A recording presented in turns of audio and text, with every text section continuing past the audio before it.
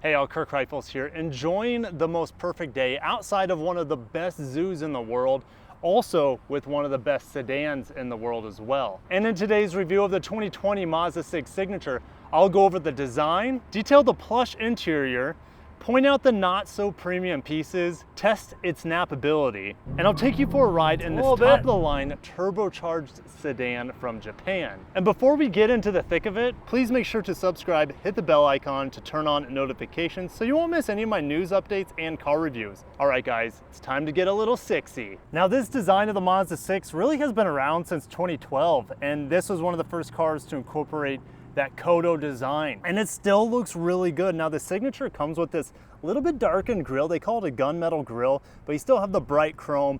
And I'm not a big fan of chrome typically, but I think it works really, really well on the Mazda 6. Now the styling on the side still looks awesome with this big fender flare here. And guys, look at these wheels. Aren't they just stunning? They remind me a lot of the 2015 Lexus GS F Sport wheels, which are some of my favorite factory wheels of all time.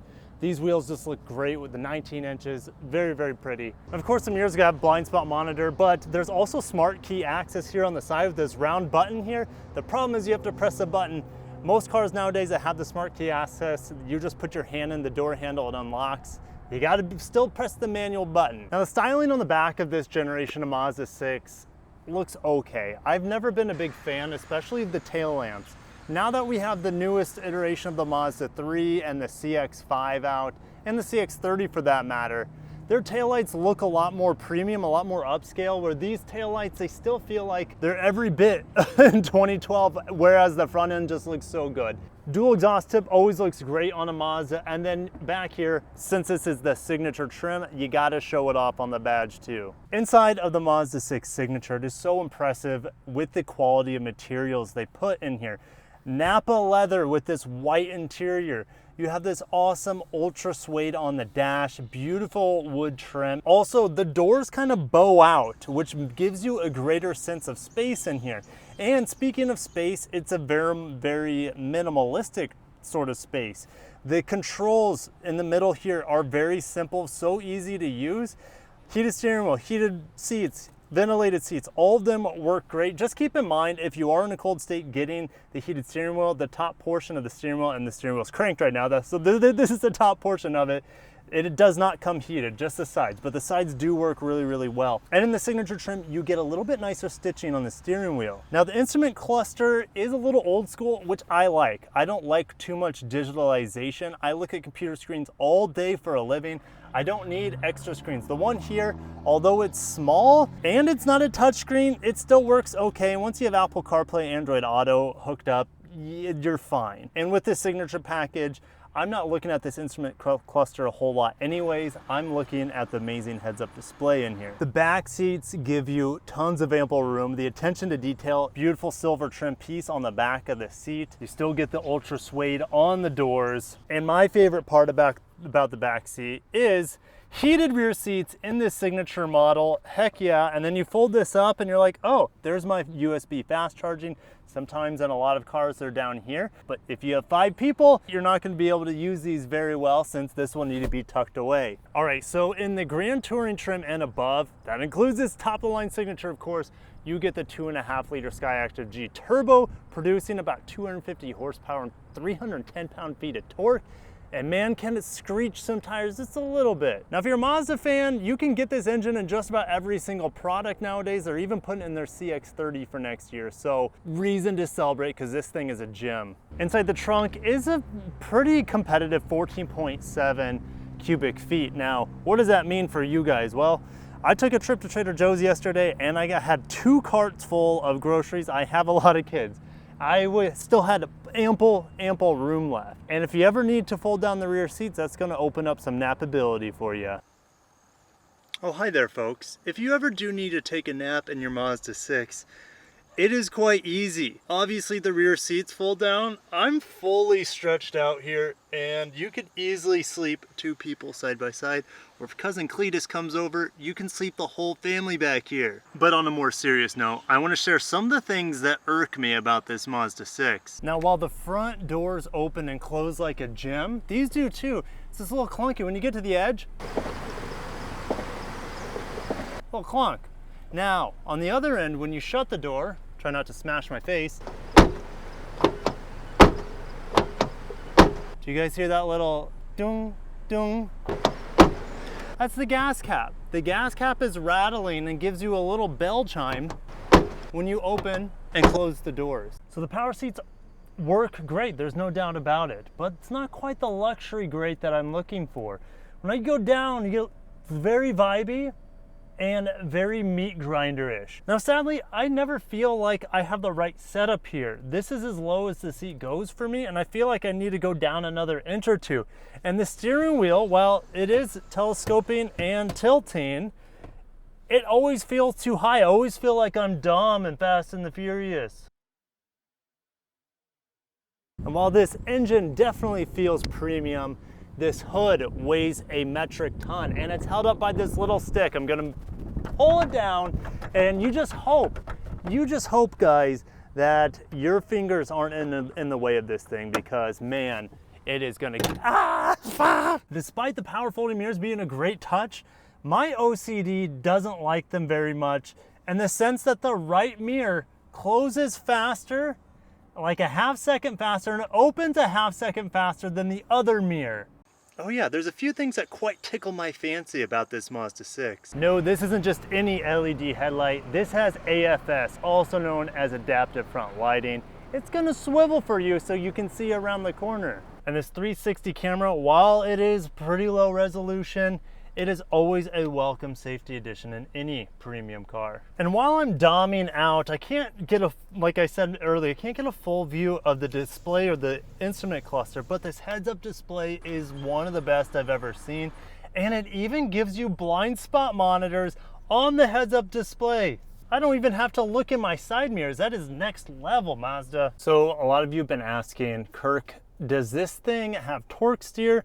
Is this going to spin the tires, and how much does traction control cut in? Well, I'm gonna give you a little 0 to 60 here. The first time is gonna be without traction control, and the second time will be with traction control. Here we go, it's currently off. I'm at a stop. 3, 2, 1, go. It's a little bit. There's 60, and the brakes, right on the brakes. And speaking of the brakes, guys, they're amazing in this car. It's one of my favorite things about the Mazda 6 is the brake feel is one of the best I've ever felt. I would put it right up there with some of the Lexus cars I've driven. I just thoroughly enjoy getting into the brakes. The brake pedal is very progressive, very linear, and the more you push it, the more bite you get. And it's just the perfect brake pedal, and I wouldn't change anything about it. But yeah, that 0 to 60 was pretty good. The only tire screech I got was when I got a little bit higher in the rev range in first gear, it felt like. So when it got to about 4,500, 5,000 RPM, it screeched the tires for a little bit, but not right at the get-go, which I thought was kind of interesting. So, and remember, I'm not on a racetrack. I'm out here in a country road, so I could have hit some little bit of gravel in there, but let's try it with traction control, see if it's any better. Now, here we go, round 2. I put on traction control this time, which you should probably leave it on most times, right? And I put it into sport mode. Don't know if that's gonna help me much, but here we go.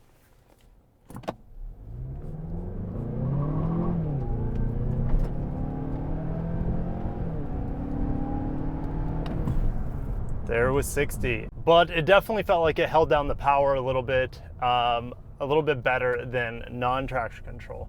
And yeah, unless you guys really need to spin your wheels, this isn't a burnout machine by any means, but it'll allow you to chirp the tires, have a little bit of fun. Most people who are buying this car are not going to be doing that. This is more of a gentleman's car with quite a bit of sport to it. Now, going about 70 miles an hour, this car does run really smooth out here on the interstate, and the always available torque, like I'm just easily passing the Sonata right here, and I didn't even come close to downshifting. This definitely feels like a premium engine. It never feels like it's trying too hard. It almost has V8 torque-like feeling. Now, I know it's not a V8, not even to have a V8, but it definitely feels a little bit that way with its torque response for me anyways. Since it only has a 6-speed transmission, it doesn't gear hunt. And I love that about well-tuned and well-refined 6-speed transmissions. Lexus still has a few left in their all-wheel drive IS, and I think the GX still has a 6-speed. And I've always been so happy with those because they don't have to gear hunt. Whenever you push down the throttle, it goes. And maybe it's not quite as responsive as some of the more premium Lexus cars, but guess what? This has a sport mode to it. And I just put it in sport mode. I'm gonna press the accelerator down the hill here. Maybe a smidgen quicker in sport mode with the downshift. I'm gonna hit it again uphill here. I definitely feel like I get a little bit more power out of sport mode. I don't know if that's a placebo effect or not. So although this engine has gobs and gobs of torque, and I really like the character of it, when you do give it a little bit of gas and you want to rev it out, ring it out, it definitely doesn't excite you at the top end of its rev range. The initial torque is there, but it always feels like it shifts a little early. It just doesn't have that top rev range. It likes to shift right around 6,000 RPM, but it definitely feels like you just want it to go a little bit further, 6,500, 7,000 RPM. But really, I cannot complain about this engine. It's so torquey. The power is always there. And maybe it's not the most enthusiast engine because it's not going to scream your face off at about 7,000 RPM because it can't go that high anyways. But I'll take torque any day over peak horsepower. We're doing some in-town driving, and for the most part, it's really, really smooth. Sitting here at the stoplight, I do feel the vibration of this turbocharged 4-cylinder get a little ramped up when I feel like the AC compressor kicks in. But when the AC compressor is off, yeah, I don't feel any vibrations at a stop sign. So as a Mazda, its nature's a little bit sporty, but it's also trying to be a premium level sedan. Now, the suspension definitely feels a little bit more sporty. It's a little bit stiff. It never feels loud in here. So they got the silence down pretty good. There's never too much road noise. Now, we don't have a whole lot of epic turns here in Omaha, Nebraska, but I'm gonna push this pretty hard around this bend here. I'm going about 60 miles an hour. And it definitely doesn't have a whole lot of body roll to it. I'm kind of surprised. I was expecting this car to dip down a little bit more in the turns, and I'm accelerating into these turns and a little bit out of these turns as well. And it did really, really well. I wasn't expecting as firm as a ride when I was pushing the G's a little bit in the corner there. Now, the downside to having a more sporty ride, more sporty suspension that holds so well in the turns and prevents a lot of body roll. Out here on the highway, the more I drive it on the highway, and these are about the smoothest roads we have here in Nebraska, I still feel a good amount of road vibration and a lot of bumpiness coming through from the road. So you get the sportiness, but you also get the bumpiness. So final thoughts with the Mazda 6 Signature. They have nearly perfected this thing. I know it's been out since 2014, but this updated engine, updated looks, updated interior really, really do feel every bit a part of 2020. Now, Mazda's working on a redesign with a new platform, a rear-wheel drive platform in an inline 6.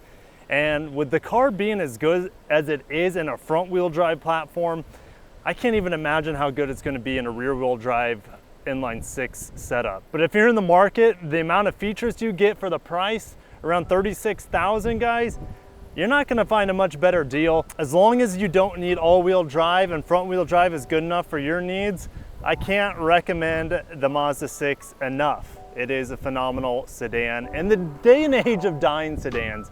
And I'll catch you guys in the next video. Thank you so much for watching. If you enjoy my content, like always, make sure to subscribe, hit the like button. You guys know the drill. I'll catch you guys in the next one. Take care.